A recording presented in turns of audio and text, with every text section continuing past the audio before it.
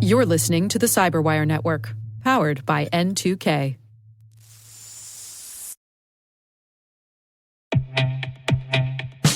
There's nothing worse than relying on a legacy SIM that your security team has outgrown, especially when it impacts your ability to detect real incidents. Hunter's SOC platform offers built-in, always up-to-date detection rules and automatic correlation that allows SOC analysts to focus on higher-value tasks that impact your organization. It's time to move to a platform that reduces risk, complexity, and cost for the SOC. It's time to replace your SIM. Learn more by visiting hunters.security today.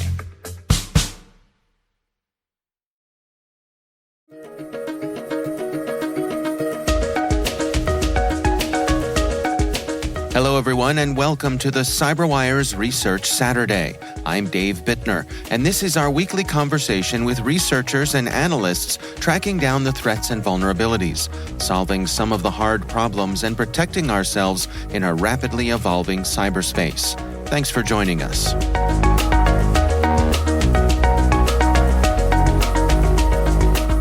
So over the last, several months, we've continued to pursue a number of different router-based intrusions, as that's kind of that weird nebulous area that doesn't really get covered very well by firewalls or EDRs, but still poses a very significant threat to networks of our customers. That's Danny Adamitis. He's a principal information security engineer with Lumen's Black Lotus Labs. The research we're discussing today is titled No Rest for the Wicked. HiatusRAT takes little time off in a return to action.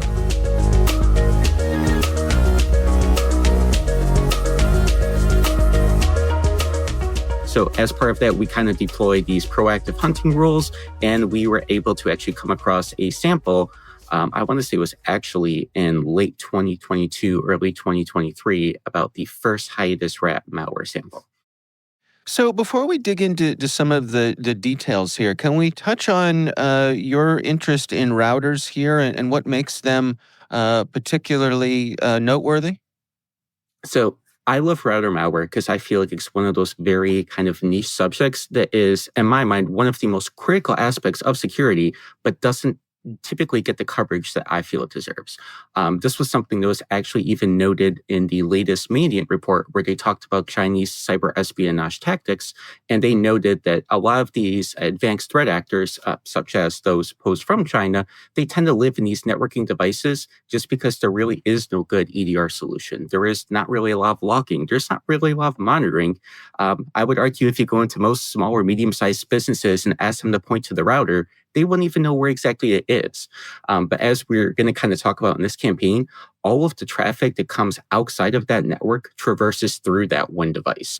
So I kind of see that as this very critical choke point where if you're able to actually get access to that router, it could give you access to everything that is occurring behind that device, and it can kind of provide that foothold that they need in order to kind of perform the operations that they want to perform and get the information they need to get.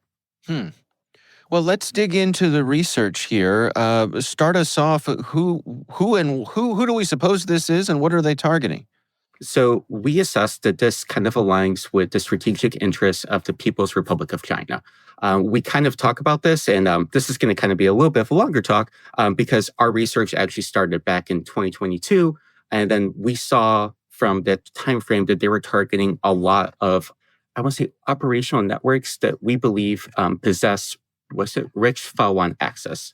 So if I could quote from my favorite Office of Director of National Intelligence Cyber Threat Assessment that came out in 2023, they saw that China poses this really broad threat and the most active and persistent threat to US-based government and private sector networks, and that they're going to target, quote, targets of rich file 1 opportunity.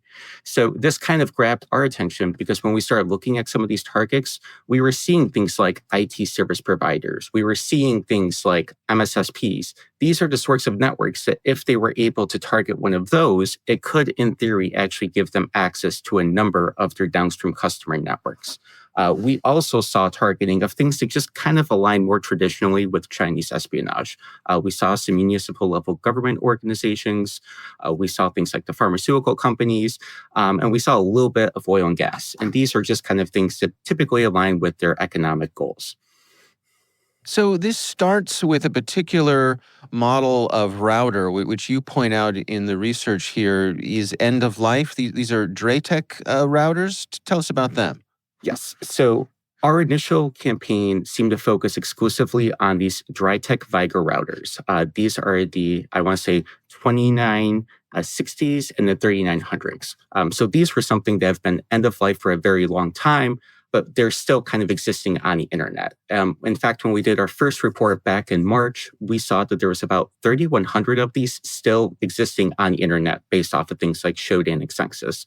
But based off our telemetry, we only observed targeting of around 100 of them, which means that whoever was behind this campaign was really only targeting about 3% of the eligible population. So again, that kind of led us to believe that whoever is behind this campaign, they were kind of taking a more targeted approach, and they weren't just going after every single device that existed on the internet. Now, one kind of other note I'd like to make is that while we originally only saw telemetry stemming from these Drytech Viger routers, we did actually find binaries that were compiled for things like MIPS, for ARM, for some of these other, I want to say, router-based architectures. And then in the summer of 2023, we actually saw them starting to shift and targeted different types of devices, such as Ruckus Wireless. And again, with some of these other architectures, we believe that, again, this is just kind of where they chose to be. I don't really think the limiting factor was you had to have a Drytech. It was just you had to be of interest to this particular activity cluster. Well, let's talk about the malware itself. I mean, you point out in the research here there are two primary things that they seem to be up to. Correct. So we kind of broke down the targets. So there was two binaries, and we believe they each kind of serve a distinct purpose. One of the binaries should be kind of common to most of your listeners. It was just a variant of TCP dump. TCP dump is just basically a packet capture binary that was compiled for the ELF format. So this would allow them to actually collect packets as they were traversing outside of that network to somewhere else on the internet. We believe that in the initial stages, we saw a VAST script that would actually highlight a couple of different ports. They were things like port 21 for FTP, port 25 for SMTP.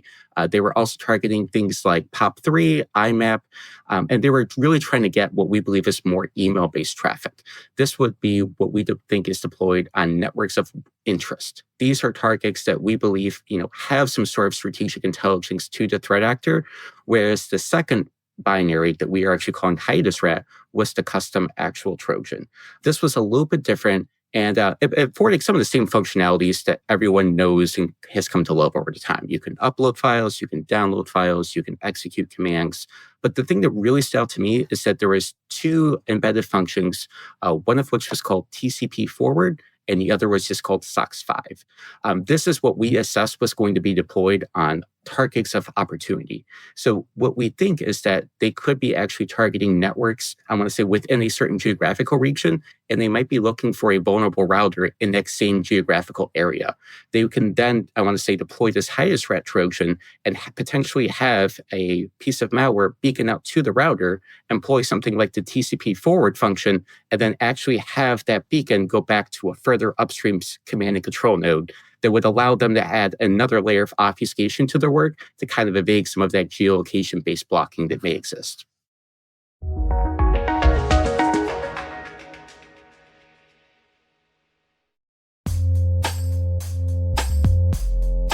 With over 8,000 threat hunters analyzing over 65 trillion signals daily, Microsoft works tirelessly with the federal government to keep our nation's data secure. This 30-plus year partnership is driving mission innovation that is secure by design. Whether optimizing your existing defenses or tackling advanced threats with AI, Microsoft gives you the intelligence and the automation you need to defend at mission scale. Let's work together to stay ahead of emerging threats and secure your mission anywhere. Learn more at aka.ms/fedcyber. That's aka.ms/fedcyber.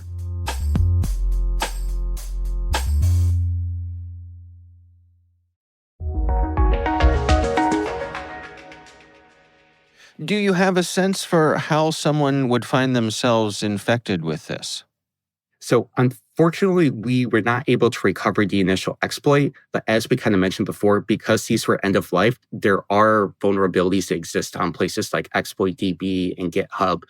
It's just really hard to kind of know because I must say they're just so darn old. Our kind of advice is that if you find yourself in an enterprise environment and your router is end of life, it might be time to considering upgrading that to something that actually has that support. And once you actually have a router that supports, patching, we highly encourage people to do things like make sure they know what the router is, have a routine patch schedule, institute some form of logging, and kind of check on it periodically for abnormal files. It's a really good insight there. I mean, it is that old saying, if it ain't broke, don't fix it. But that really doesn't apply when it comes to cybersecurity and some of these old hardware devices that can be sitting there doing their job for decades, but over time, the vulnerabilities are revealed. If anything, I want to say this is actually, almost a nod to the dry tech folks that they've made these routers that seem to seamlessly work for years and years on end without any sort of, updating or monitoring. So again, this is not intended to be, anything derogatory towards dry tech. That was just kind of what the target, took an interest in. But these things just kind of keep on running. So if it's, again, not broke, why would we try to fix it? Yeah. What about command and control here? What did you all see when it comes to that? So we observed initially 2 command and control nodes. And they actually kind of did this interesting thing where they kind of siloed operations. We had one command and control server that we called a heartbeat server, and the malware itself would actually beacon to this heartbeat server every 8 hours. Again, in my mind, this is also kind of notable because when you look at most of these campaigns, these like Cobalt Strike beacons or other malware beacons, they tend to be over the course of maybe a few hours or, even a couple of minutes. To have something only beacon every 8 hours, it kind of really limits that detection opportunity if you're doing this from a host-based network. The second command and control server that we saw in the original campaign was called the upload server. So as we kind of mentioned previously, they were doing things like collecting packet captures of things like email-based traffic. Well, once they actually had that traffic collected and all those packets captured, they still need to send it somewhere. So this is kind of where we believe that they would kind of just run a script. They would collect X number of packets, and we'll say 10,000 just for the sake of a number. And then once it kind of hits that limit, it would then upload all those packets to the actual server, and then they would kind of delete themselves because they do have limited storage capability on these routers. Because all this is happening at the router level, what are the opportunities for defenders to detect this? So that's a great question, and it poses a bit of a problematic stance. You would actually kind of have to start checking your router for the source of attack. So this is one of the other things I kind of want to highlight. As I'm sure you and listeners know, there's kind of been, I want to say, a bit of an onslaught against email appliances over the past year or two, where people have been targeting things like on-prem, Zimbra, even some instances Azure. This would kind of allow them to collect that same sort of data from the router layer without any sort of agent on that, email server, where you might actually be able to have some sort of EDR-based processing or logging there. Unfortunately, the only way you can actually tell if you were infected by this is to have your local sysadmin or network engineer log in and check for some of these abnormal files. We kind of highlight this in our report. We noticed that they created this own kind of temp directory called database. So again, kind of looking at things like your temp files for just directories that don't really belong there. If you see something like database, that could kind of be the tip off that, hey, maybe this isn't supposed to happen because no one really runs a database on a router. But unfortunately, that's really it for the time being. Yeah. What is your sense of the sophistication of the folks who are operating this campaign? We assessed that they were highly sophisticated. As we kind of mentioned before, they were very intentional in these targeting. Again, they were only really targeting like 3% of the vulnerable applications. Another thing is we think that they kind of almost intentionally chose these end-of-life products because if you're running a product that's been end-of-life 10 years ago, the odds of people performing that, I want to say, cyber hygiene or due diligence is probably very low. Right. They've already demonstrated their lack of attention, right? Yes. So they've been kind of just able to continue to operate there. But one of the other things that we kind of thought was a little bit unique with this threat actor is that even after we did our initial publication in March, they just kind of continued on with operations as if nothing happened. This was something that was a little bit brazen almost in my mind, where traditionally, it's that fun cat and mouse game where threat hunters look for threats, they publish a report, the threat actor then responds, they kind of configure C2 to be a little differently, they might remodify some of their agents. They actually kept the exact same command and control servers that they were using in March all throughout the summertime. And then if I can, this is, I think, a good segue. In the summertime, we actually started to see that kind of strategic shift in targeting, where I want to say when we were talking about the early 2023, 2022 campaign, they were kind of going after these traditional, I want to say, espionage targets. But starting in the summer of 2023, they really doubled down and focused almost exclusively on Taiwan and U.S. military procurement servers. So again, when we kind of start talking about things like, oh, we're seeing an interest in economic espionage, sometimes it's easy to say, well, that's not really a national security problem, or that's not really something I need to be concerned about because I fit into this other vertical. We then kind of saw them employ those exact same TTPs to start going after these other organizations, which I would argue are more high value. Can you give us some insights on the type of visibility that you and your colleagues there at Black Lotus Labs have into this sort of thing? I mean, the place that you all sit in the ecosystem that provides you with this sort of visibility. So we kind of have two different types of visibility. We have obviously host and network-based. So working at a US-based ISP, I obviously take a strong interest in routers because we operate a large number of routers from different manufacturers. They're located, I want to say, quite literally all around the world. So we are able to get some of that host-based access that we sometimes use to try to look for these abnormalities. The second thing that we have that's, I want to say, a little bit unique to Lumen Technologies is we have that global internet backbone where we collect, and I think it's something like 200 billion net flow sessions a day that allows us to kind of start parsing through this data and looking for who exactly is being infected. And the other nice thing is because we have some of these other assets, like the formal level 3 ASN, 3356, we can actually see some transit information. So our visibility isn't inherently limited to our customers. It allows us to kind of get that global view that allows us to build those global heat maps that actually show us that there might be targeting in Latin America or in Europe or wherever. And we can kind of correlate all of those logs together to kind of get a better understanding of what the threat actor is. Lastly, we do have some DNS visibility as well. This is based off our resolvers. I believe that they're posted online. I encourage everyone to use them. We can kind of do things with our DNS-based visibility to try to look for other indicators of compromise and kind of help piece all of this stuff together by taking some of those network-based indicators, enriching them a little bit with DNS, enriching them with NetFlow. We feel that we're able to kind of give a more complete story than some other firms. So, Danny, what are your recommendations here? I mean, based on the information you all have gathered, what should people be doing out there?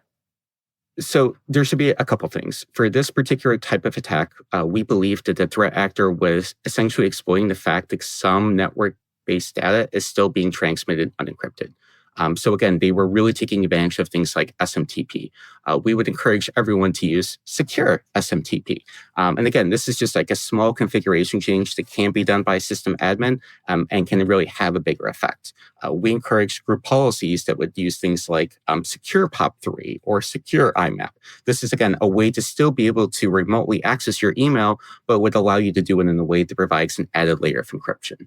And if you are working at a small, medium, or even larger business, we would really encourage people to just kind of just think about the fact of what is our routers? Where are they located? What is our patch cycle? When have they ever been checked? And just kind of be aware of the fact that a lot of people seem to think of the perimeter as ending at the firewall. And I would argue it actually goes one hop further. You need to know what is your actual router that you're using. And I would encourage you to actually talk to your ISP as well to kind of see what routers they're using. Because again, it's all interconnected. And then the last thing is when you are looking for things like this, I would almost argue that you need to have some sort of analytics in place to look for weird data transfers, regardless of where they are. I know a lot of firms in the past have done things like geo-blocking based off of country code or ASNs, but by using things like HiatusRAT, it would allow a threat actor to actually kind of tunnel all this traffic through an IP address, potentially in the same city as where your organization or where your people are actually living. And this just kind of breaks that traditional threat model. So again, we just kind of need to have some form of logging in there and data loss protection that could potentially even try to alert us before this turns into a monumental problem.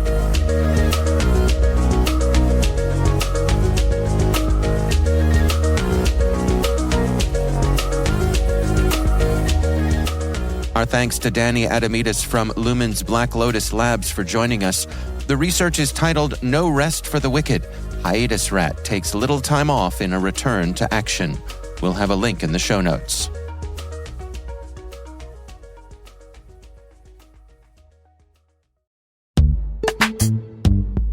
This episode of The Cyberwire is supported by Compiler, an original podcast from Red Hat discussing tech topics big, small, and strange.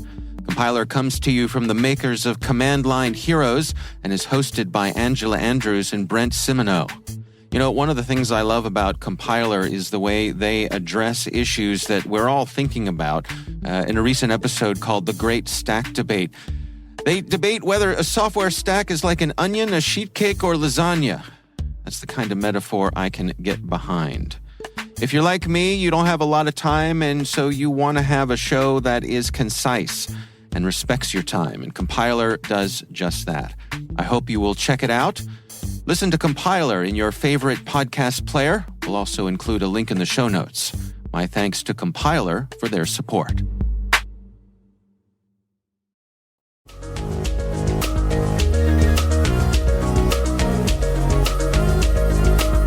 The Cyberwire Research Saturday podcast is a production of N2K Networks, proudly produced in Maryland out of the startup studios of Data Tribe, where they're co-building the next generation of cybersecurity teams and technologies. This episode was produced by Liz Irvin and senior producer Jennifer Iben. Our mixer is Elliot Peltzman. Our executive editor is Peter Kilpie, and I'm Dave Bittner. Thanks for listening.